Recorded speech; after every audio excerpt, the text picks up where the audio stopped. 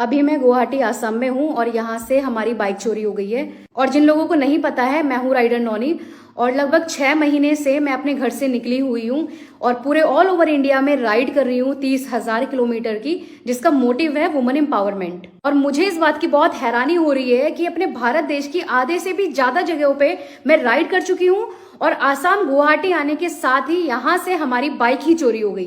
तो north east में enter करने के साथ ही कुछ और लोगों ने भी मेरी इस राइड को ज्वाइन किया था और हम लोगों का प्लान था कैंपिंग करने का। लेकिन कल शाम हम गुवाहाटी सिटी पहुंचे तो हमने स्टे के लिए यहाँ पे गेस्ट हाउस लिया, जहाँ लगभग 2:30 बजे हमारी बाइक गायब कर दी गई। बात को इस वीडियो से बताने का पर्पस ये है कि इस पूरी घटना से मेरी इस पूरी राइड पे बहुत बड़ा इम्पैक्ट पड़ने वाला है। कैसे कैसे अपनी इस जर्नी को कंप्लीट कर रही हूँ, कहां से कैसे कैसे फाइनेंस को अरेंज कर रही हूँ, इस बात का सिर्फ मुझे ही पता है। और अभी मुझे आप लोगों के साथ की बहुत जरूरत है।